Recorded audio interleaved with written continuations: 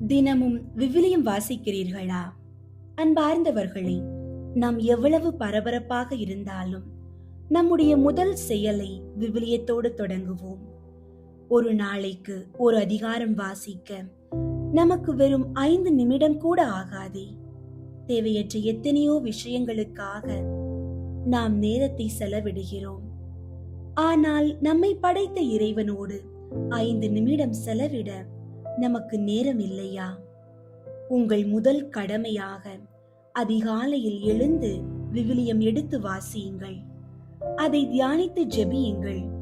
உங்களுக்காகவும் உங்கள் குடும்பத்திற்காகவும் மட்டுமே வேண்டாமல் வேதனையில் இருப்பவர்கள் மற்றும் நோயுற்றவர்களுக்காகவும் அந்த 5 நிமிடத்தை செலவிடுங்கள். தினமும் இறை வார்த்தை வாசித்து ஜெபிப்பதற்கான ஞானத்தை பெற ஜெபிப்போமா?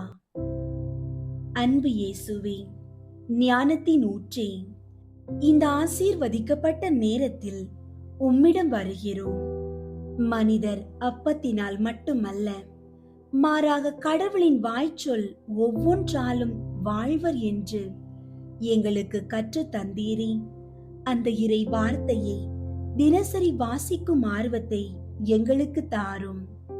ஆண்டவரே, நாங்கள் விவிலியத்தை வாசிக்கும் போது அதில் உள்ள உன்னதமான ஞானத்தை நாங்கள் புரிந்து கொள்ள எங்களின் மன கண்களை திறந்தருளும்.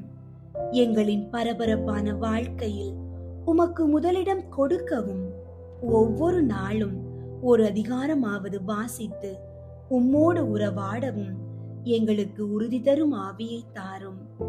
நாங்கள் வாசிக்கும் வார்த்தைகள் எங்களுடைய சிந்தனையை மாற்றட்டும், எங்களுடைய செயல்களை புனிதப்படுத்தட்டும். விவிலியத்தில் சொல்லப்பட்டுள்ள வாழ்வின் நெறிகளை எங்கள் அன்றாட வாழ்வில் கடைபிடிக்க தேவையான பலத்தையும் ஞானத்தையும் எங்களுக்கு தாரும். எங்கள் ஜெபங்கள் வழியாக நாங்களும் எங்கள் குடும்பமும் வேதனையில் இருப்போரும் உமது அருளை பெற செய்தருளும். ஆமீன். அன்பார்ந்தவர்களே, சாலமோன் அரசன் உலக பொருட்களை கேட்கவில்லை, இறைவனின் ஞானத்தை கேட்டார். அதனால் மற்ற அனைத்தும் அவருக்கு கொடுக்கப்பட்டன. இன்று நீங்கள் இறை வார்த்தையை தேடுங்கள்.